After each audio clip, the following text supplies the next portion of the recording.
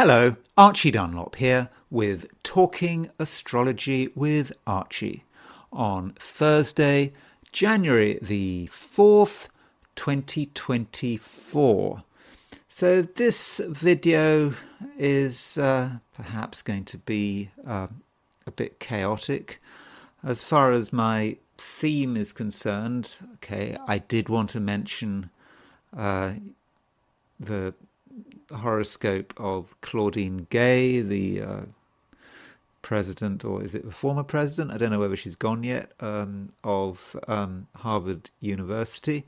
I mean, I have looked at her chart very recently. I want to have another look at her chart. I think we've seen her resignation letter. Strikes me that resignation letter as being somewhat graceless, not really apologizing, suggesting really it's all other people's fault,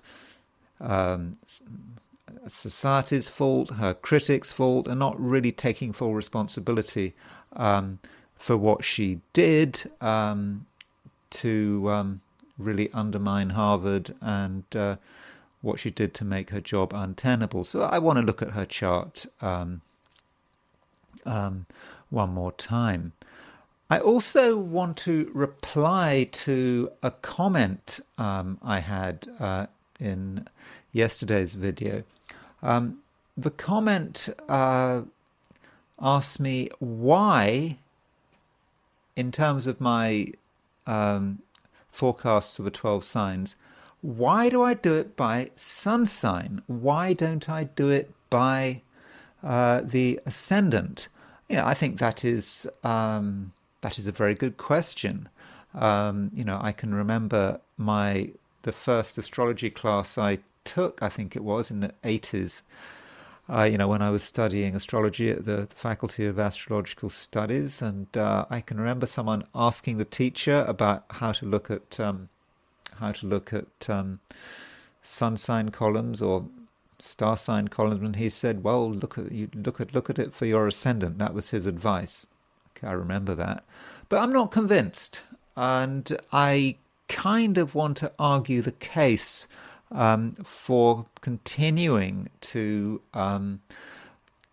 look at columns, and indeed what I do in this video. I go through the 12 signs, and as far as I'm concerned, I'm really focusing on the sun signs.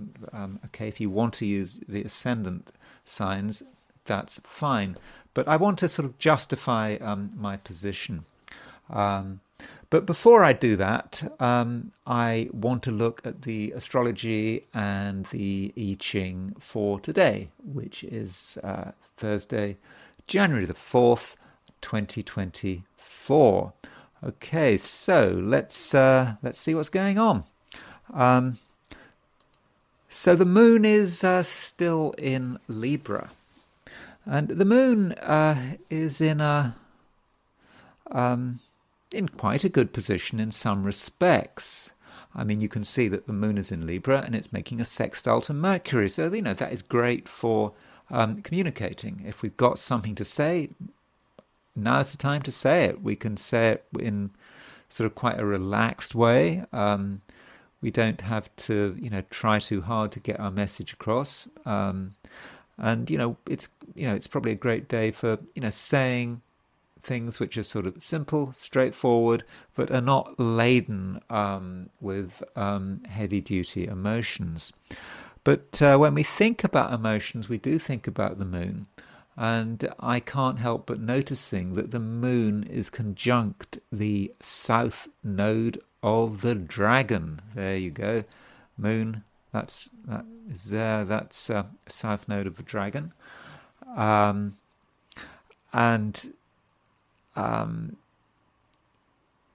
that is always by definition opposite the north node of the dragon. There's the north node. So the south node of the dragon does represent the past. Now that could be the past as in last week, a few years ago, a few decades ago, one's childhood, or indeed a previous incarnation, if you believe in reincarnation. So with the moon conjunct South Node, remembering that the moon is about emotion, we do have to watch our emotions and how we respond to the world around us, because there may be something about our emotional responses which are primitive. And by primitive, I mean primitive relative to us, relative to each one of us. Doing stuff which we should really have grown out of. And our emotional responses to situations may be inappropriate. And so we have to really monitor how we're feeling about particular situations and how those feelings get transferred into words and action. Because, it's one thing to have an unpleasant feeling. I mean, look, we all have unpleasant feelings, don't we? We all have sort of jealousy, hatred, resentment, and stuff that's even darker than that. All of us have it. So it shouldn't surprise us when we have sort of quite unpleasant feelings about perhaps people around us. But what do we do with these feelings? Okay, we can't suppress these feelings. Okay, we have to accept the feelings, but we have to be careful that those feelings don't spill out into our words and actions. Remembering, Moon is sextile Mercury, as I've just said. Moon sextile Mercury is about communication. So we can communicate very well, but there's a danger we communicate the wrong things. We perhaps communicate some of our resentments, the less pleasant sides of our personality. And I'm not talking about talking to our therapist about the way we feel. It's about just saying something inadvertently without really thinking about it, which shows what we really are, and we've got to be careful there. In terms of communication, we really have to make sure that we aren't inadvertently spilling the beans about the darkness of our inner feelings. And I suppose, when you've got the South Node, you've got a North Node, and the North Node is the way what we should be doing. And, the North Node is in Aries. It's sort of conjunct Chiron. I mean, that North Node conjunct Chiron is going to be around for quite a long time. Certainly it's not just a one-day wonder not happening today. It's not even particularly exact.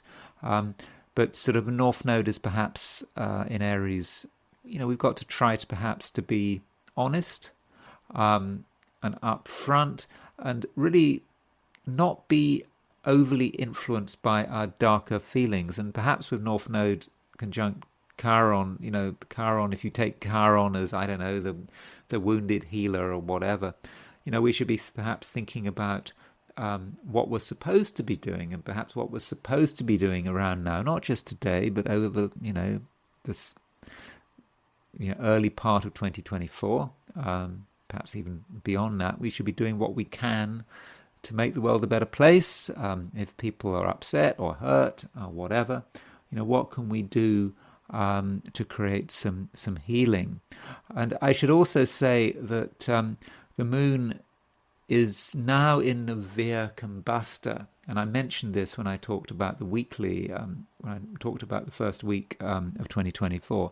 So today, tomorrow, through until Saturday, the moon is in the Via Combusta. This is the part of the sky between 15 Libra and 15 Scorpio. So things can just happen which we weren't planning on. And maybe what we weren't planning on is what comes out of our mouth.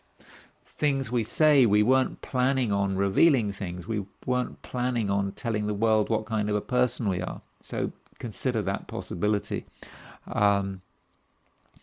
So yeah, the Via Combusta, our careful plans could be disrupted. That doesn't mean to say they're going to not happen. It doesn't mean to say our plans are going to grind to a standstill, but perhaps if we want to achieve our aims, we may have to do it in a way which we hadn't actually planned on. Now, while all this is going on, Mars is moving into Capricorn. There you see, this is a chart for January the 4th today, set for noon in New York. And yeah, Mars has just gone into Capricorn. Now, Mars functions very well in Capricorn. This is because Mars is exalted in Capricorn. At the same time, Mars is square the Aries point. So in other words, Mars is aspecting the Aries point. This is about the dynamism around us.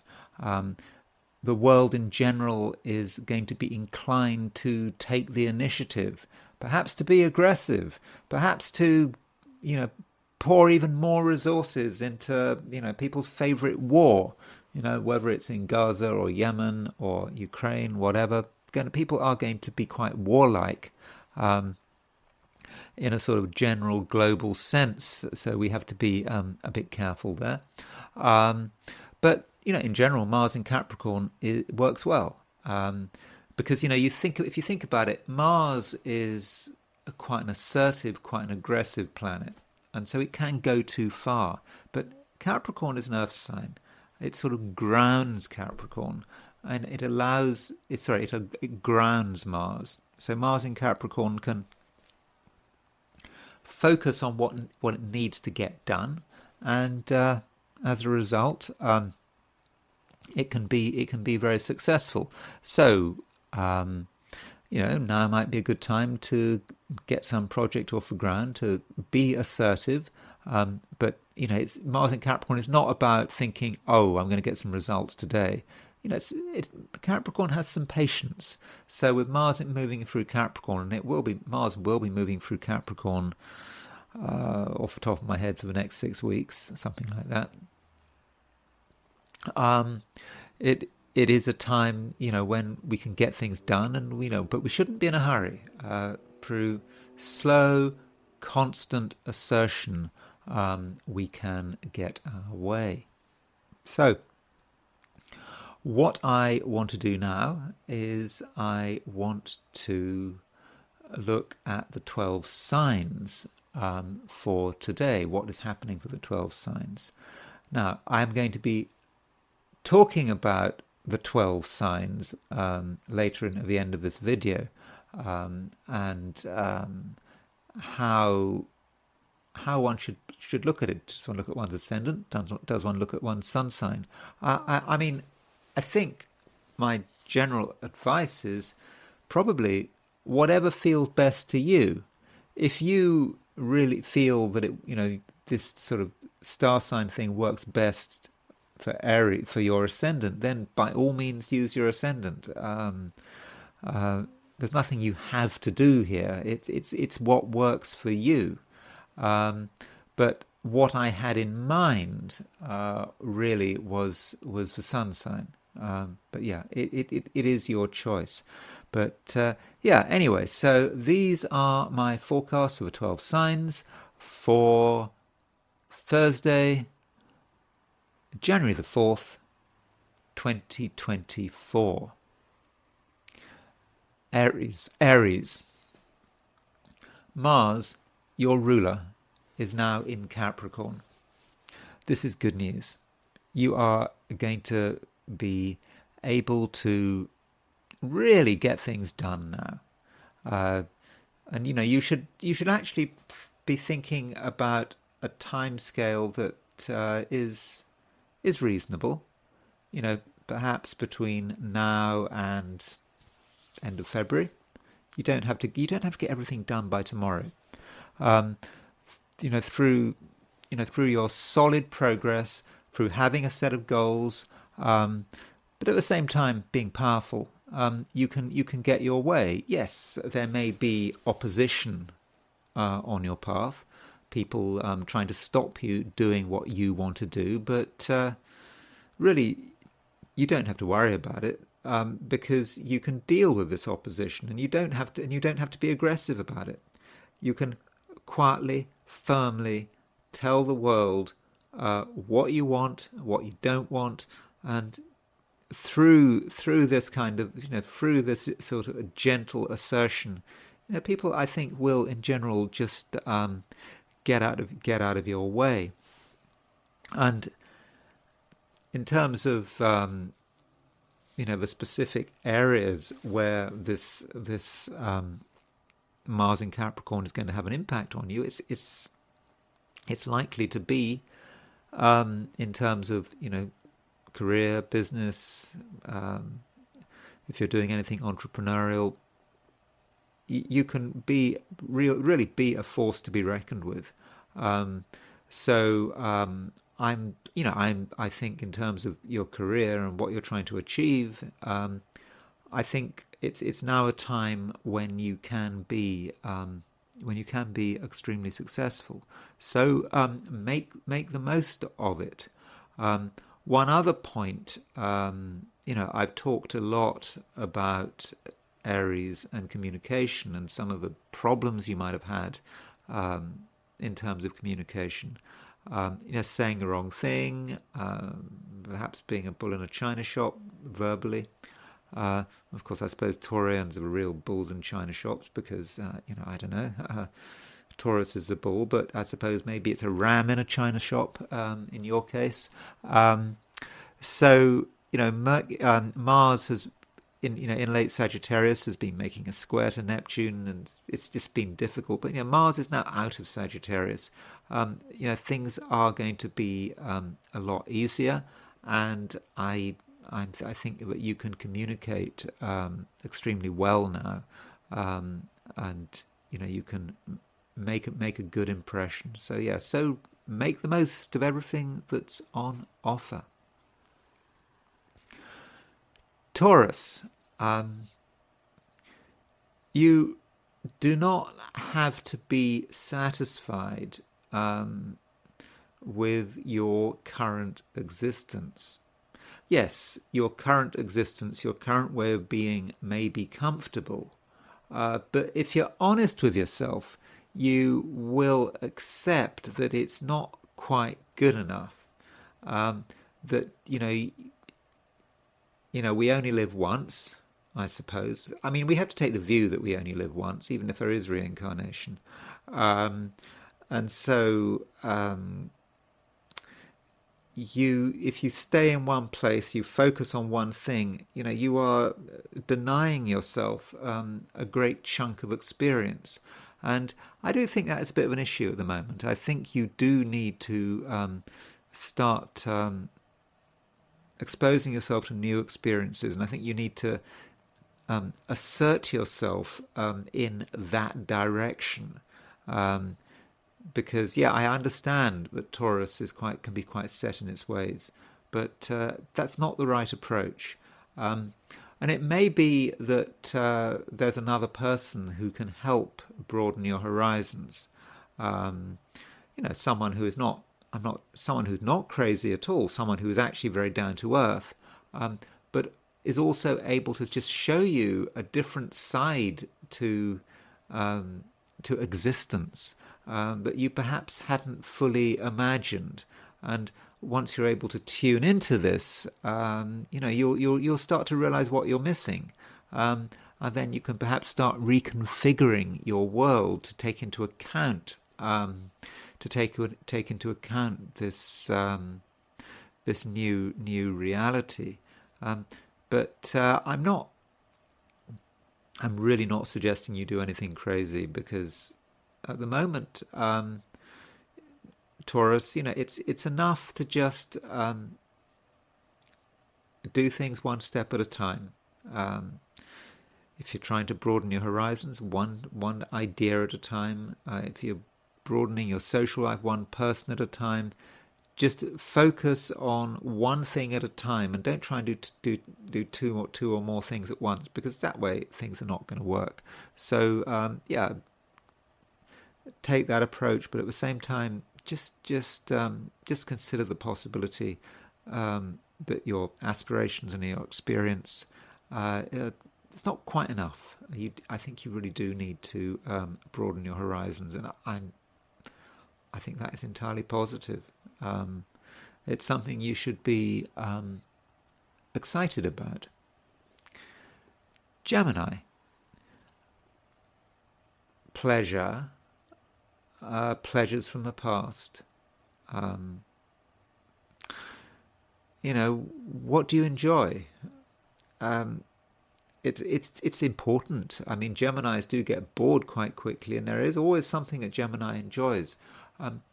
But there is some danger that you might return to pleasures which should have had their day long ago.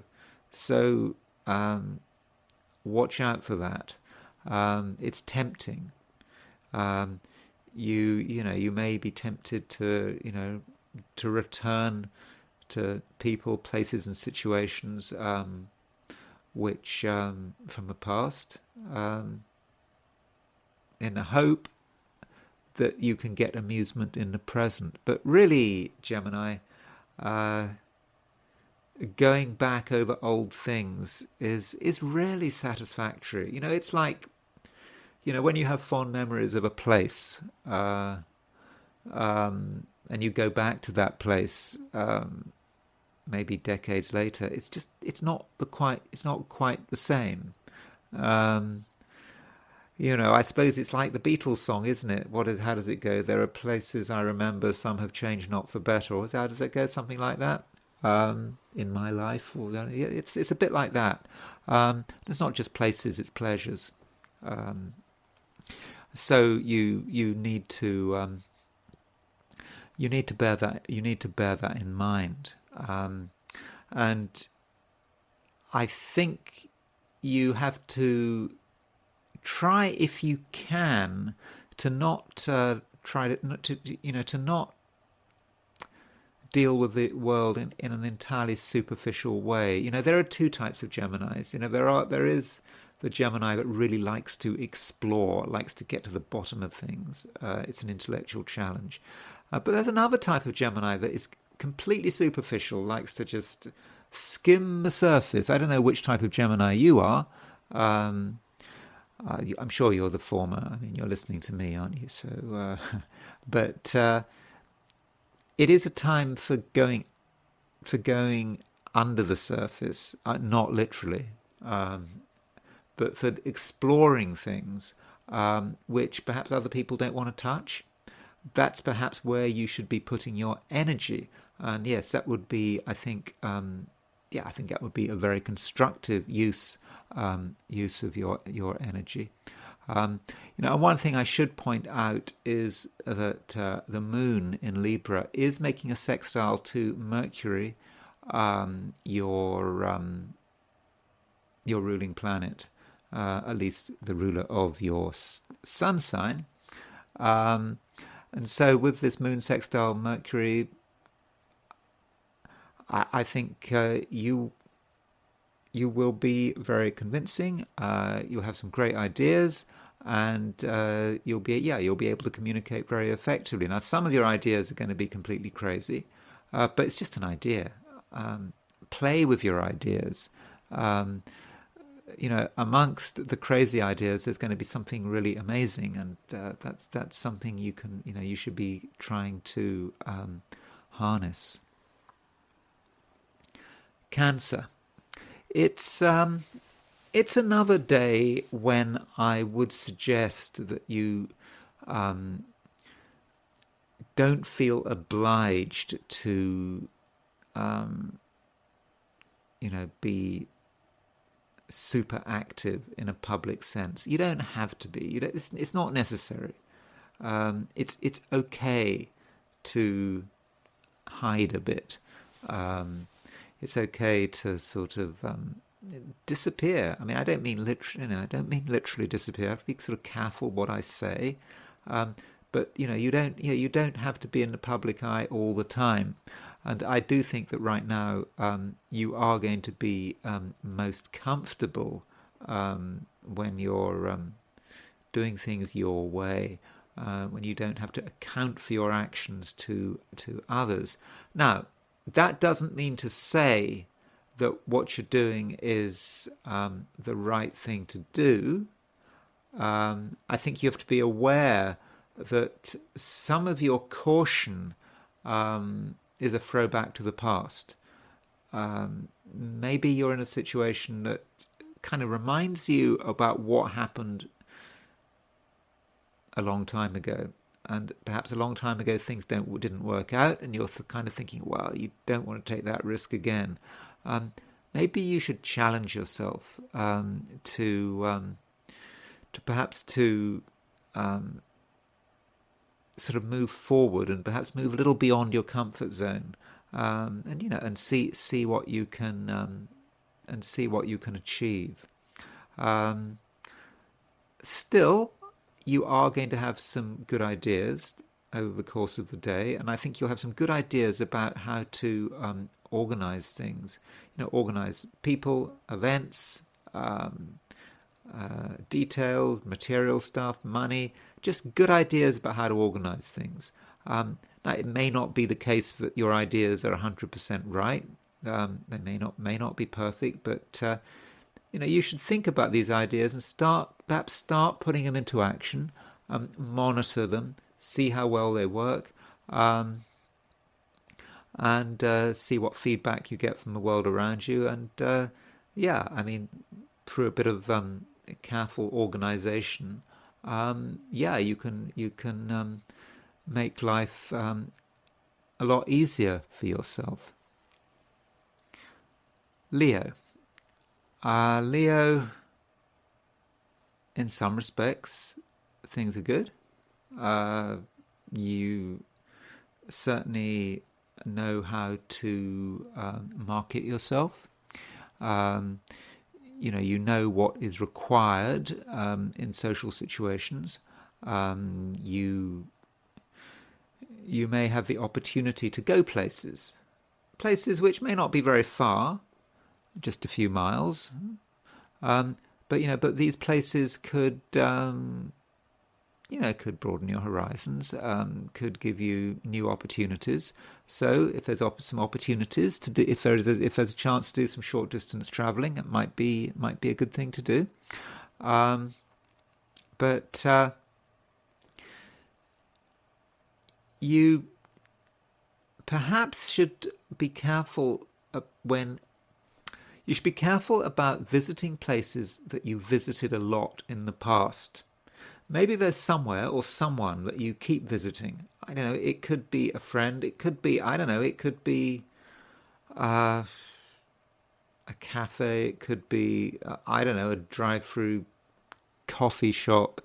I don't know what they call themselves, but, that's one of these things that's really annoying about America. And maybe it's not just America, but these lines of cars queuing up for coffee. It just seems insane why people do it. You don't want to be in a line queuing up for coffee. That is definitely not something you should be doing with the moon conjunct south node in a part of your chart connected with short distance traveling. No, you want to be careful about that. And so, in general, just don't go to places that you avoid. Well, think carefully about going to places that you've been to a lot in the past, because perhaps it's a situation where you should be moving on. But on a positive note, the Sun is aspecting the Cupido North Node midpoint. The Cupido is a hypothetical planet relating to love, to unions, to relationships. North Node is a part of it relates to different things, but in this context, it relates to contacts. So you can make some important contacts today, which could develop very nicely. So consider that possibility. But one final thing, yes, the Sun is on the Cupido North Node midpoint. It's also aspecting the Hades Kronos midpoint. Hades and Kronos, Hades is about crime, darkness, garbage. Kronos is about the government. I think you're going to be concerned about the government. What can the government do? The government's unpleasantness is going to be on show today if you look hard enough for it. When you see the government's unpleasantness on show, that might make you change your mind about a couple of things.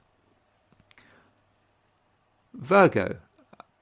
Now, Virgo, don't focus too much of your energy on little details, particularly little details of a financial nature. It might be what you want to do. It might feel the right thing to do, but it could go wrong. Could go wrong particularly in a social way. What you do not want to do today, Virgo, is to show to other people that you have an obsessive concern about money.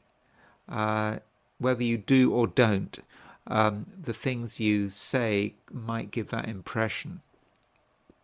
So, make a special effort to be relaxed about that. But having said that, the moon is making a favorable aspect to Mercury, your ruling planet. So, money is not something that always has to be avoided. I think in certain situations, Virgo, you can sort things out of a financial nature. Maybe there's been a particular financial issue that's been troublesome recently, and you haven't found agreement. And maybe today is the day when you can actually find agreement. This is particularly the case if you and other members of your family have been recently arguing about money, because it does seem that there is scope here for reaching some kind of agreement.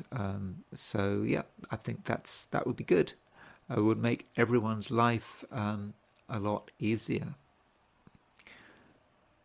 Libra.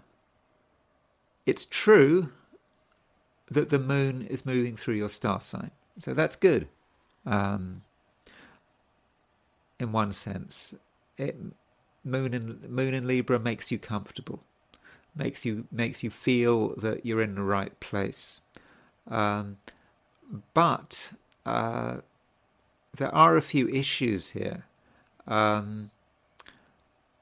think you might be overly concerned with yourself and your own feelings. You might take the view that your feelings are what matters, and that maybe other people's feelings aren't quite so important. So avoid that temptation to overemphasize your own feelings at the expense of other people's feelings, because all of us are emotional animals, and it's not true that one person's feelings are more important or more significant than another person's feelings. So do bear that in mind. But on a positive note, the moon, while moving through your star sign, is making a sextile to Mercury. This is about talking. It's about expressing yourself. It's not about expressing your feelings. You don't want to dump your feelings on other people. That's not the right way to behave. It's about expressing yourself in a sort of quite a fun kind of way, just enjoying the moment, a lot of excitement. Maybe it will come to nothing, but it doesn't matter. And it might well be, actually, that when you're talking, if you're having some exciting conversation, the conversation might just suddenly veer off in a way you weren't expecting, and that might lead to something interesting. Now, it is important, though, Libra, that you are grounded, that you don't drift off on flights of fantasy. Now, the reason I'm saying that is because Venus, your ruler, is aspecting the Uranus-Neptune midpoint.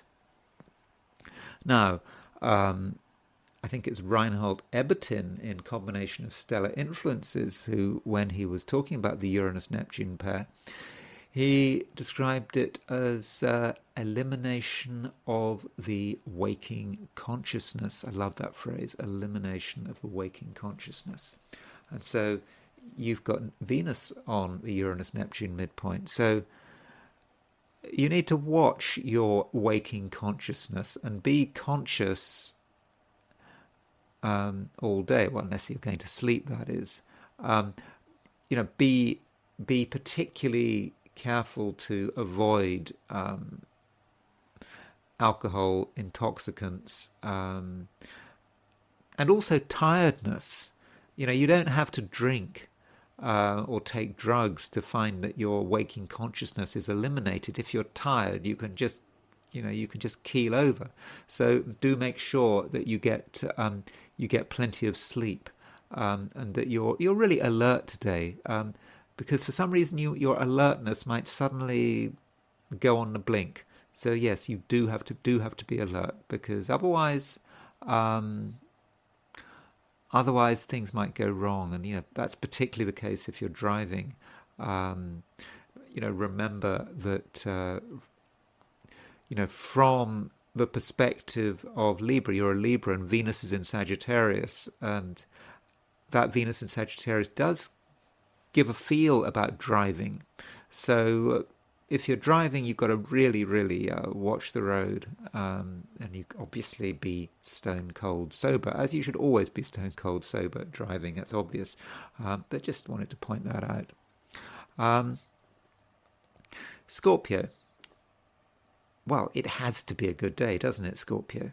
I'm not saying that it's a day when you have to be wonderfully sociable. You can spend a day all alone if you want. You can still have a great day. Reason being, Mars is the ruler of Scorpio, and Mars is moving into Capricorn, and Capricorn is Mars is exalted in Capricorn. So you are going to be able today, and not just today, indeed probably over the next 6 weeks or so, you're going to be able to really assert yourself in an effective way, and you will have a good understanding of material reality. You'll know what's required of you, and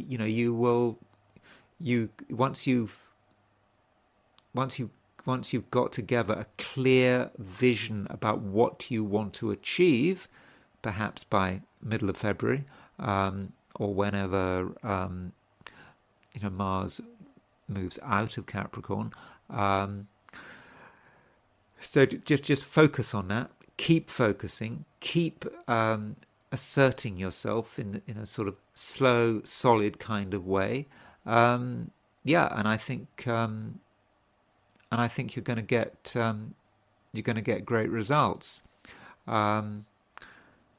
Still, money is still going to be a little important. It's going to be quite important for many Scorpios.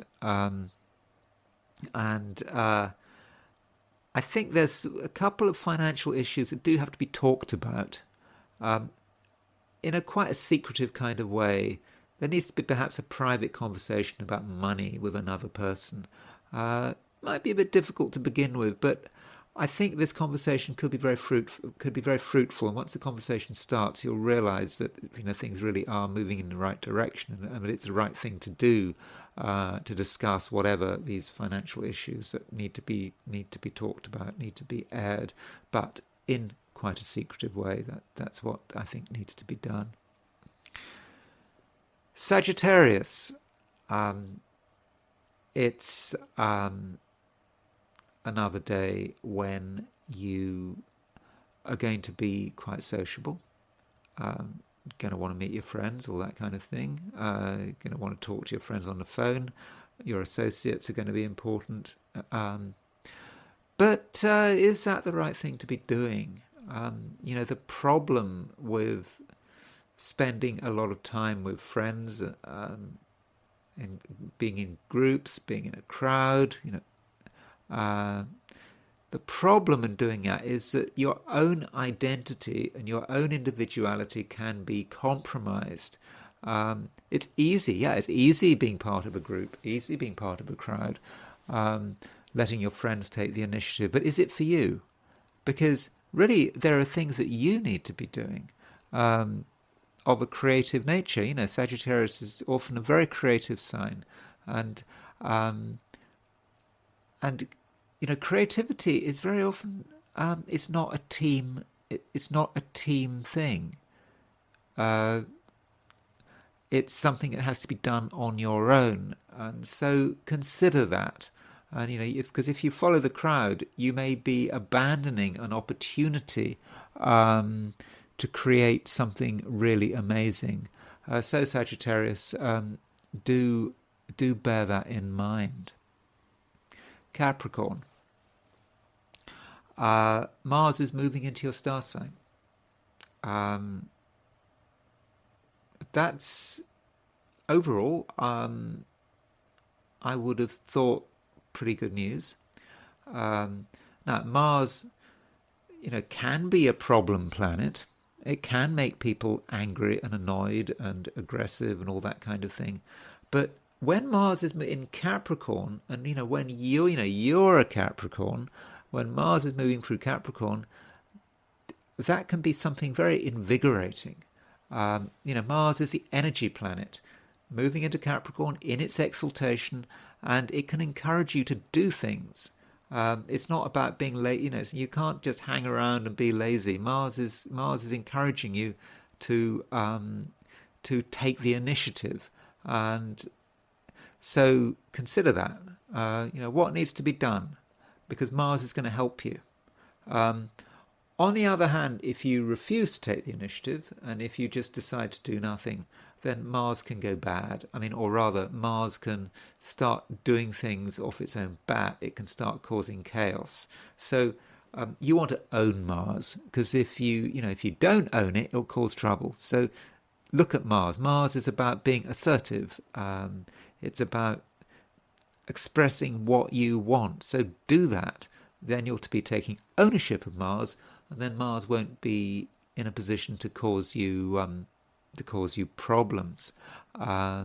So bear that in mind. As far as career, business, that kind of thing, it's certainly an area that you want to move in today, or many Capricorns want to move in today, but you have to be a bit careful. I don't think that today is really a day when you want to stand out. But I think you will want to stand out, especially at work. But I don't know. I don't think today that's the right thing to be doing. I do think a lower profile is more appropriate. It's not, you shouldn't be looking for the glory. The glory might feel as if it's on offer, but no, I don't think it's a time where you want to attract too much attention. As I said, especially in a career, work, business sense. Aquarius. Aquarians often have interesting ideas, but sometimes those interesting ideas may not be helpful. You may find yourself going in the wrong direction. So if you find yourself philosophizing, if you find yourself maybe thinking about politics, political ideas, people's way of viewing the world, the way they want to change the world. If you think about that kind of stuff, I don't know, I wouldn't dwell on it. Because, there may be some very ideas that are very attractive or very appealing on the surface. But if you actually consider these ideas and you consider what would happen if you really put them into practice, then you might realize that perhaps this isn't such a good thing, and bad ideas can lead you into a situation where things happen that you really were really not expecting. As far as relationships are concerned, there may be some stuff going on. I think there are a couple of people around you, maybe just one person around you who uh, really wants to get closer to you. Um, uh, I don't know for what reason. I think the reason is entirely honourable, but for and above board. And so you need to give this person an opportunity. Because Aquarians can sometimes be quite standoffish. They can, they focus so much on their ideas. And Aquarius is a fixed sign. It can be quite detached. So don't be too detached today. Because, someone does want to get to know you better. Someone wants to develop contacts with you. And so you need to give this person a chance, see what they want. Because I think something something great can come of it. And if you're already in a relationship, it may be that your partner is trying to change things, turn over a new leaf even, and is trying to get closer. And you've got to be open to that, and perhaps be ready to reciprocate. Pisces. It is a day when you're not entirely comfortable with dealing with other people. You understand other people. You understand who they are, what they're trying to do, and all that kind of thing. And you just perhaps take the view that it's just not worth the effort. But I think it's also connected with the fact that you can see the way things are going. I think you're quite perceptive at the moment in terms of what other people are really like, what their desires are, what they're trying to achieve. And that sensitiveness, it can be a blessing, but perhaps you can be oversensitive. Perhaps reading too much into things, and perhaps not being sufficiently ready to give other people a chance. And there are new people moving into your life. One person in particular who seems to be arriving on the scene is, someone who's quite dynamic, is quite assertive, wants results. So who is this person? How can this person help you? Okay, I don't think you're going to make full contact immediately, but it is happening. I would perhaps connect this with Mars moving into Capricorn. Mars is moving into Capricorn, and it is slowly moving towards a trine with Jupiter, and Jupiter is the ruler of is the ruler of Pisces, and so someone does seem to be heading your way. It will probably take a few days before this person really manifests, but consider this person, because this person might be good for you. They might have a way of looking at the world that could be beneficial, and they also might have sort of mutually beneficial ideas. But you have to give them a chance, because right now, at least for today, you're not. There are so many things you want to keep hidden, and you're not prepared to reveal your true self to anyone, really. Fair enough, there's no harm in being secretive, but if you're not open, then you may find that relationships can't deliver their full potential. Okay, that's for 12 signs, and what I want to do now is I want to look at the I Ching. So, as always, I ask the question, what is Thursday going to be like for people watching this video? And The first hexagram I threw was hexagram number 16, contentment. I say contentment because that is the way that Greg Winkup translates this. It can also be enthusiasm. So contentment means that in general, we're happy with the way things are. Perhaps we're enthusiastic about the way things are. Things are okay, things are good. We're content. But where there's contentment, there is the possibility of complacency. And the second line from the bottom moves. And the second line from the bottom indicates that we are quite sensitive to what's going on around us.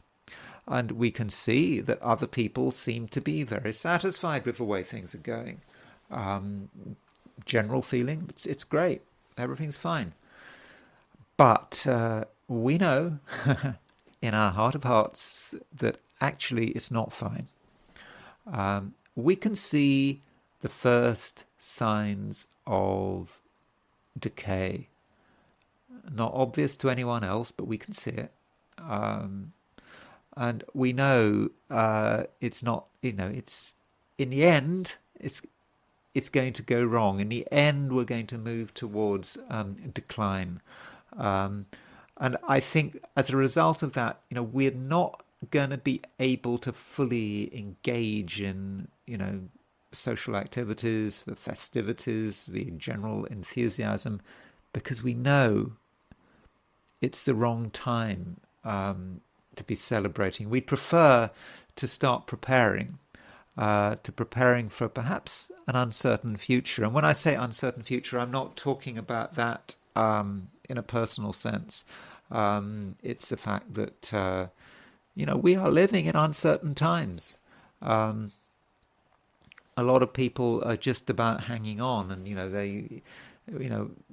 there can be this fantasy that everything's fine, everything's going to get better, but we know it's not getting better. But sometimes it's just best to be realistic. We don't want to be in that state of sort of ignorance being bliss. No, we can't do that. We can leave that to other people. Of course, sometimes it's nice when we're in ignorance. It can be easier and more relaxing. And as we move through this hexagram, things do start getting more problematic.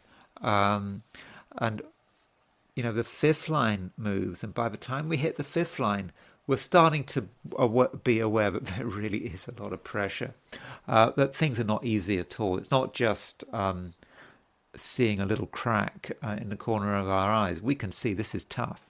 But the I Ching is very, very helpful. It says, but don't worry, things are tough, but we're not going to die.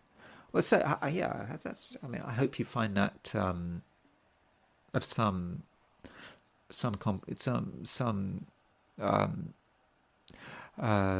relief from that. You're not going to die. That's what I'm just being frivolous. Don't take me too seriously.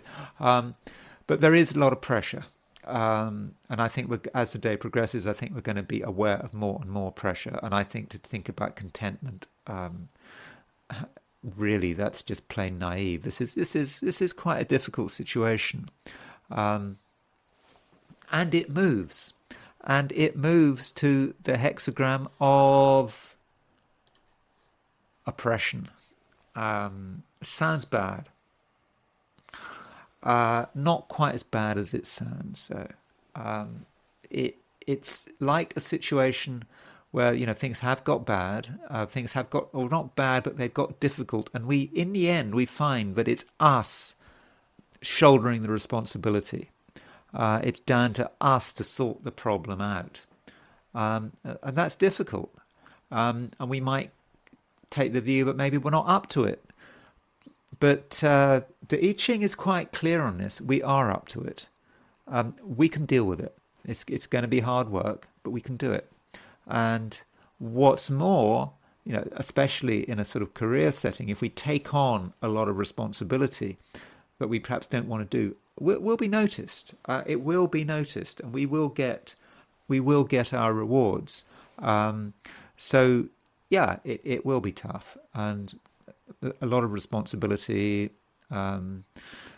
We will have to take on a lot, but I don't think there's any way around it. But again, as I've said, the I Ching wouldn't be telling us if it didn't know that we could handle it. So yes, we are going to be able to deal with this. So I know you might not want that kind of ending to the day, but there it is. Be ready to shoulder a lot of responsibility, but also be ready in the end to be praised and rewarded for it. Okay, that is the I Ching. Now, the first thing I quickly want to look at is the horoscope of Claudine Gay. I really don't want to spend long on her chart. Okay, so here is Claudine Gay's horoscope. So in terms of her resignation letter, I do think that her resignation letter does indicate certain aspects of her chart because, as I said, her resignation letter was pretty graceless. She was not really accepting any responsibility. It was kind of all other people's fault. It was, the fault of sort of outside forces. And she, was trying her best. She was, she values her academic integrity, and there was no sense of accepting responsibility for what happened, and I do think that we can see this in her chart. So here's her chart. I've got Leo on the ascendant. We don't know what time. I don't know what time she was born. But you can see that she's got a load of stuff in Virgo. She has got South Node in Virgo, Mercury in Virgo, Moon in Virgo, Pluto in Virgo, and Venus in Virgo. Now, Virgo can be associated with perfection. At least perfection can be one of the key words of Virgo. Virgo is unsullied. Virgo is perfect, and so she has this self-image of academic integrity, of being able to make Harvard a better place, being great for Harvard.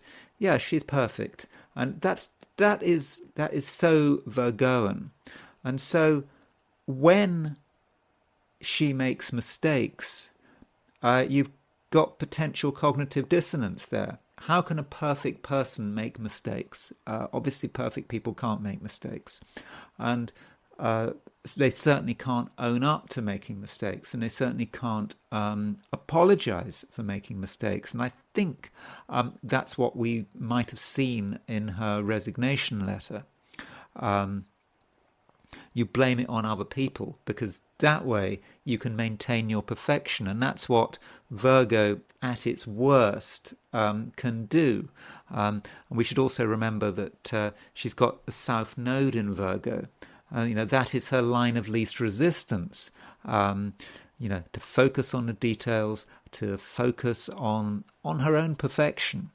The North Node, by contrast, is in Pisces. That is an emotional sign, being more aware that things aren't quite as simple as they seem on the surface. And what's interesting also about that chart is there are no personal planets in water signs. Okay, Neptune's in Scorpio down here, but I mean Neptune was in Scorpio throughout the 60s, and in the very early 70s. I've got Neptune in Scorpio, so she doesn't have any water. No traditional planets in water signs. And so when you put that together with Virgo, it's someone who just can't feel it. She can't feel the problem because she's so concerned about herself and the fact that she's perfect. And then you throw in the fact that she's got the Sun and Mars in the sign Leo. I mean, Leo can be very into itself, can be very proud. And so she's sure that she's right. She's got it right, and she's wonderful. That's Sun, Mars in Leo. I mean, it's a bit over the top. You know, two male planets in her chart together, making a conjunction, and it's really dry. I mean, it's fiery and dry. It kind of burns everything out. Any possibility of feeling what is going on is just not possible with that Sun-Mars conjunction. She just can't really see it. She's just like a sort of a battering ram, wanting to be successful. You know, it doesn't matter why or how you do it. Just let's get the results. The means justify the end. But the question is why, what it's about, what is it about? And it is, it's very arid, that Sun Mars conjunction, and we see how Leo and Virgo are kind of working together here. Often, when you have two signs that are next to each other, they're very different. But I think we're now starting to see how Leo and Virgo kind of complement each other, though not perhaps in a very nice way, because, Virgo is about the self-image of perfection, and the Sun, Mars, and Leo is about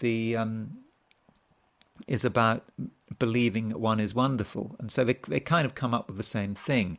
Though one should remember that in a female chart, usually the moon is more powerful than the sun, and that after the early 20s, women tend to grow into their moon signs.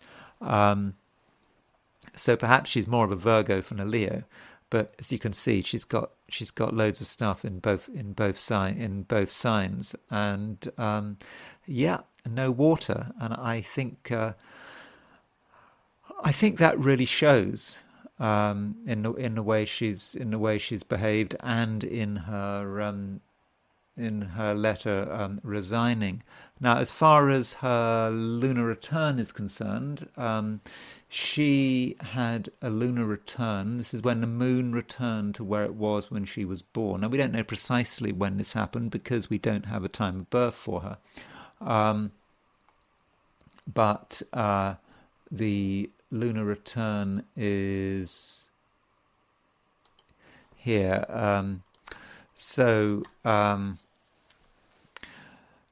This is a time when the moon returned to where it was when she was born, and you can see in this lunar return that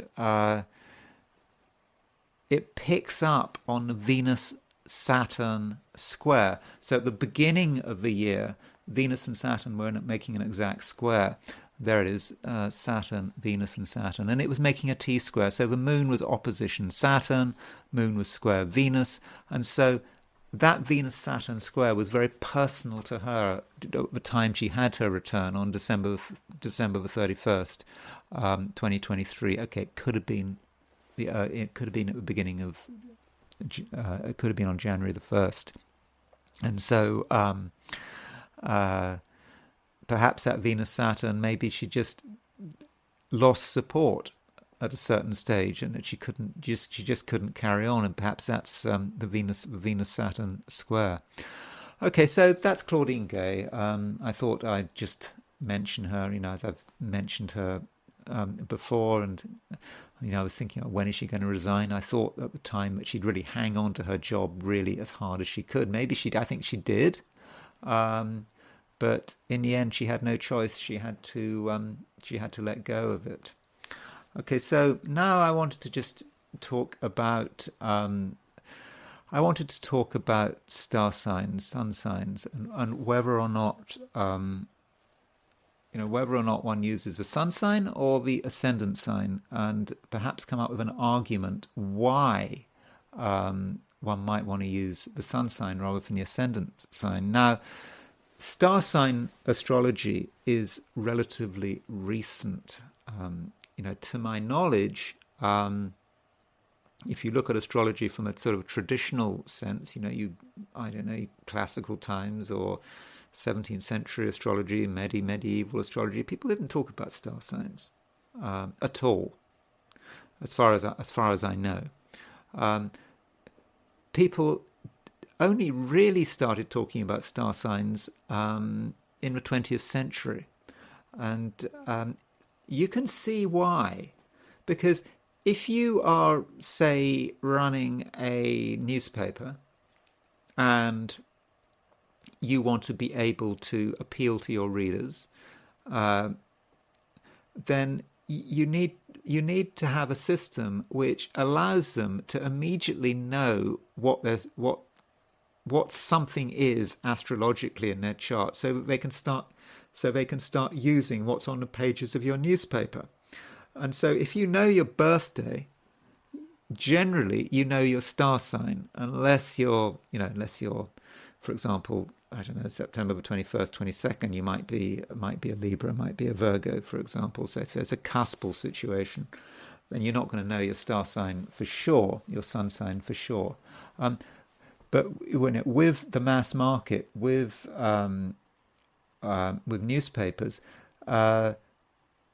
it suddenly became very appealing, and the person who is most associated with the first star sign, sun sign column is probably R.H. Naylor. So Naylor was an astrologer who wrote a column for the Sunday Express, and I believe the reason he wrote his first column, and it wasn't actually to begin with a star sign column, it was because of the birth of Princess Margaret, and the late Queen of England's sister. When you get a royal birth, people want to know about the new baby, and astrology, nice novelty. Let's look at the baby's chart. So that's what R.H. Naylor did, and so he wrote about it, and I think he wrote another column, not a sun sign column, not a star sign column, but he made a comment. He tried to make a prediction, and he said something like that there is a big risk of some kind of air accident in the British Empire, because the 30s, this was a time when the British Empire was still around. And it came out, it was published on a Sunday, and obviously he would have written it before, and it was in print on the Sunday, and it came through people's letterboxes. Those are the days when everyone bought newspapers.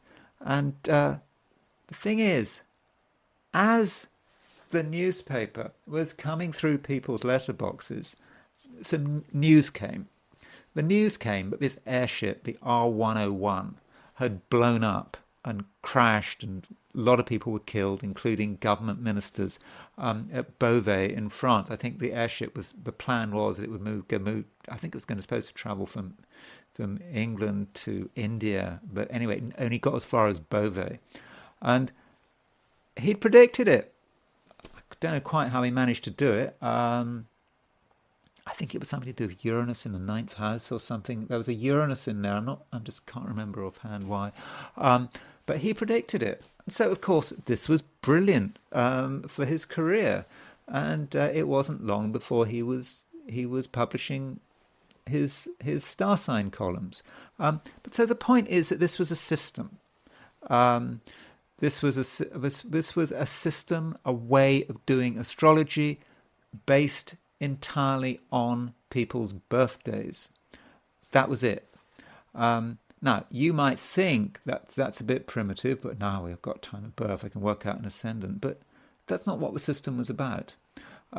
So this concept of star signs, your sun sign, was very much a part of a Western collective unconscious. It's at a particular time it became really powerful. Sun signs, and they became, people started to see each other in terms of their sun signs. People weren't looking at the ascendant. That happened much later. So what I'm suggesting is that this system gelled, nearly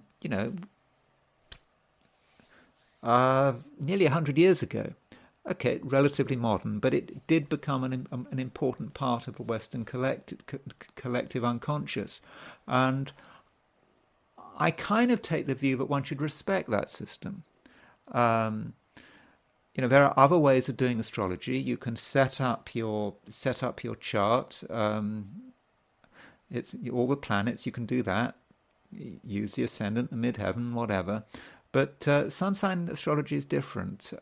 It's based on the birthday, and I kind of quite like sun sign astrology. I like its starkness. I like its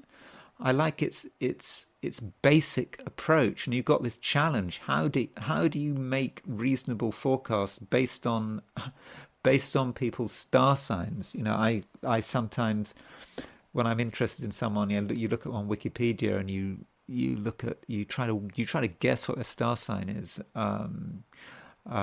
based on what you read in Wikipedia. It's an interesting challenge. Just focusing on the star sign. I like the challenge. I think there is something attractive about star signs, and I'm attracted by its absolute simplicity. But also, as I said, it is a system. A system that has had quite a long time to settle in the Western collective unconscious, and for that reason, I have a tendency to feel when you read a column, you should focus. It should be based on your star sign, not on your ascendant. I understand, nonetheless, that it seems more accurate to use the ascendant, because in the 1930s, very few people knew what their ascendant was. Now it seems everyone knows. Everyone seems to know their ascendant. I suppose everyone visiting this channel because they're interested in astrology knows their ascendant.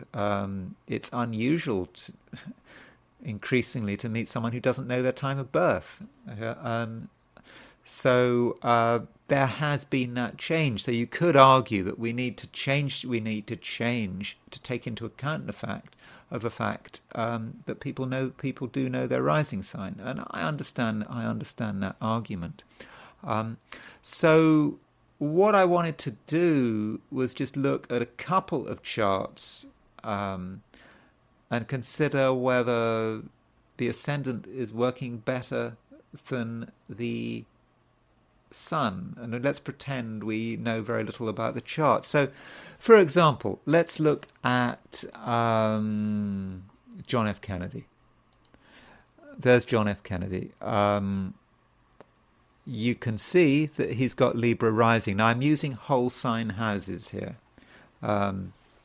Not Placidus. This is whole sign houses. We do know his time of birth, 3 p.m, May 29th, 1917. So there's you can see his Libra rising. So I want to look at two events in his life. I firstly want to look at his winning of the 1960 presidential election. So the 1960 presidential election took place on November the 8th, 1960, when his opponent was Richard Nixon. And it was a very close election, I believe. So what does that tell us? So, what was going on at the time of the election? So, if we put so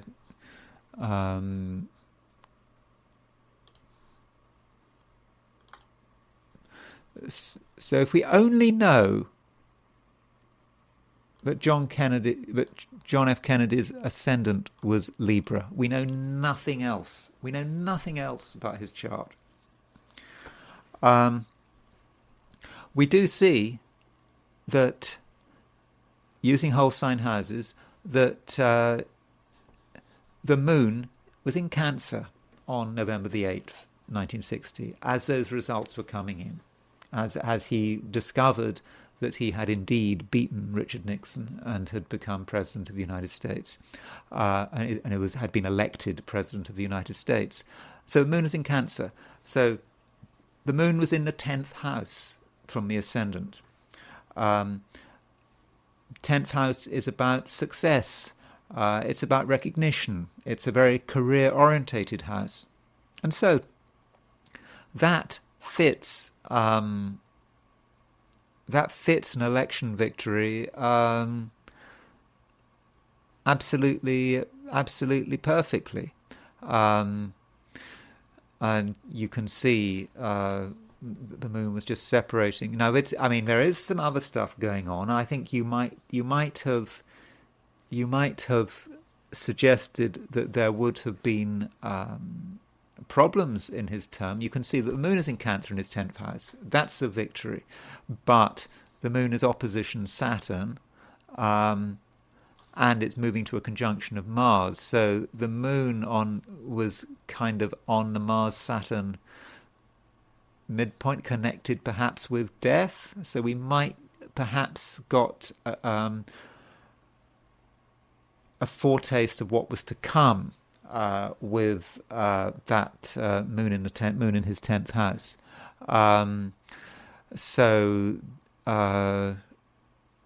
I do think that, though, that does seem to work quite well. But what if we switched it round? What if we looked at it from a perspective of his Gemini sun? So if we look at Kennedy's chart, there's Kennedy's chart, but let's switch it round. And so we're going to put settings. We're going to put. We're going to put the.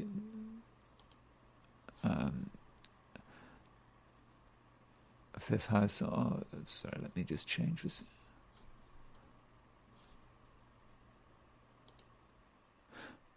Fifth house. Sorry, I need to put the first. Yeah, we get there. Sorry, one moment. Don't go away. Okay, there's Libra rising. Okay, I'm just trying to rotate to get the sun on the first house. So if you imagine that the sun is on the first house, on the first house cusp, then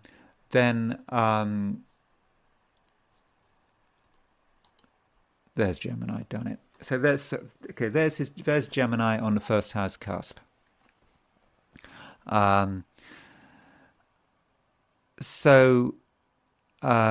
Now we need to consider what was going on at the time of the election. So does that fit any better? So let's do.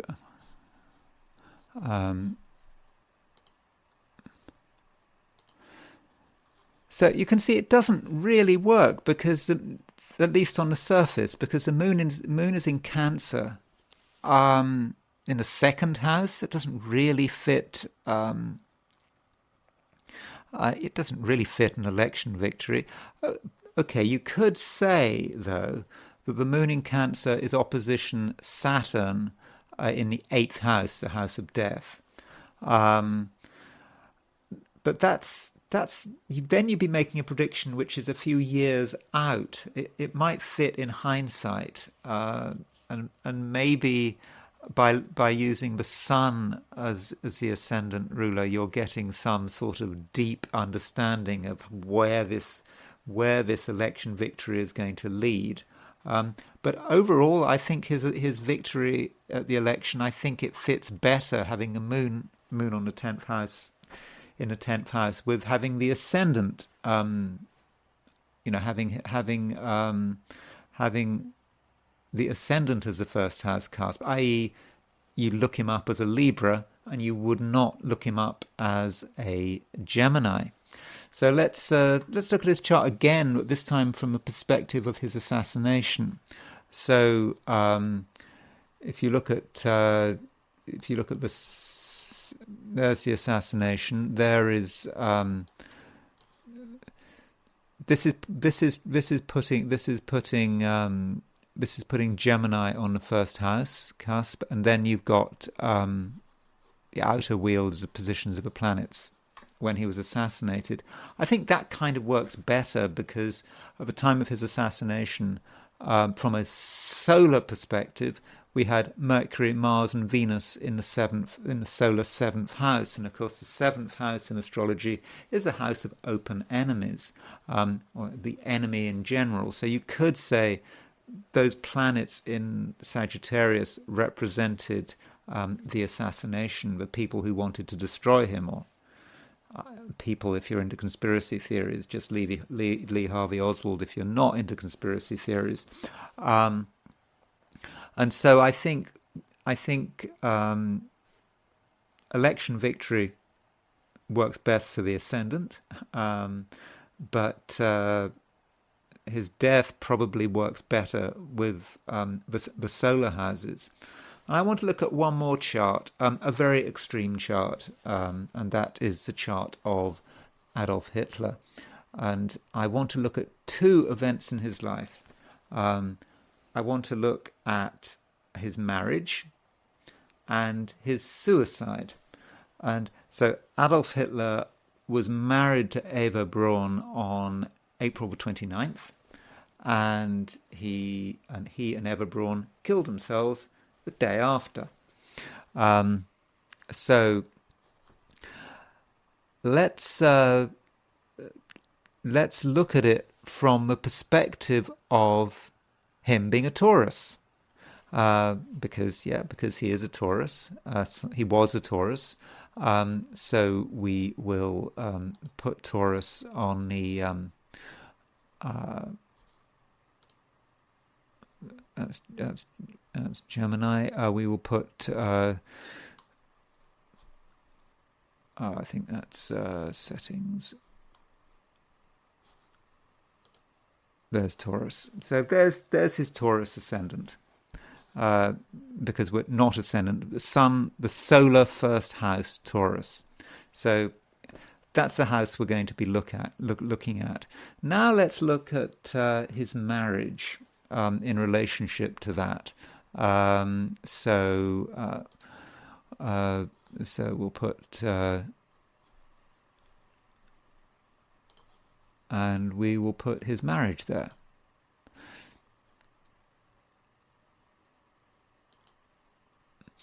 So you can see that when he was married on April the 29th, the moon was in Scorpio, in his solar 7th house. So the solar 7th house is about relationships. So that makes sense.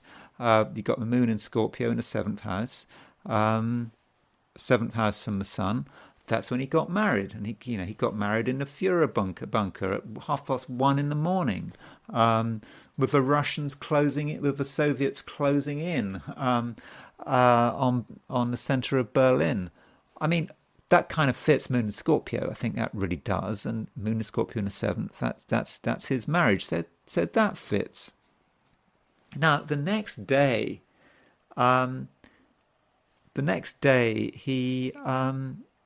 He and Eva Braun went and committed suicide. Let's now look at the chart from the perspective of his death. So you can see that the moon has clicked on. It's moved out of Scorpio, and it's moved into Sagittarius. So moon has actually moved into his 8th house from the sun. And so the 8th house is the house of death. So that kind of fits perfectly. The first day, got moon in the 7th house from the sun, get married. Next day, moon is in the 8th house from the sun, kill yourself. That kind of fits, doesn't it? And that is an argument in favour of using the sun sign and not the ascendant sign. Okay, that's a view. I'm not telling you what to use. I'm not telling you that you should be using the sun sign. I've come up with an argument about why you should use it. If you want to use the sign of the ascendant, that's fine. If you want to use the sign of a moon, that is also fine. Now, I've said that in the West, the sun sign has taken on great importance over the last 100 years. Now, in the East, in Indian astrology, the sun sign is just, it's not part of the system in any way, shape or form. The sun is a malefic in Indian astrology. But the moon, the whole system of astrology in India is based on the moon. At least the main predictive system, the Vimshottari Darsha system, is based on the moon. And you have something called the Chandra Lagna. The Lagna is the ascendant, and Chandra is the moon. The Chandra Lagna is where you make the moon sign, the ascendant. So you can actually turn a chart to put the moon on it. So there's absolutely nothing wrong with looking at horoscopes and just not using the sun, not using the ascendant, but instead using the moon. In fact, you could argue that particularly in a female chart, because in India they say you should use the moon, very often use the moon on the ascendant for female charts more than male charts. So maybe you could apply the same logic when looking at regular star sign forecasts. Look at the moon sign, and that might be stronger, particularly in a female chart. But it's all a matter of experimentation, and I'm not telling you what to use. I just wanted to demonstrate that I have given the matter some thought. Okay, well, thank you very much for watching this video. I hope you found it useful. If you enjoyed the video and you didn't find it too long and too boring, then feel free to like it. And if you aren't subscribed and you'd like to subscribe, then I'd be very happy for you to subscribe, obviously. And if you want to buy me a coffee, there is a link in the description. Anyway, thanks again for listening, and I will talk to you again tomorrow.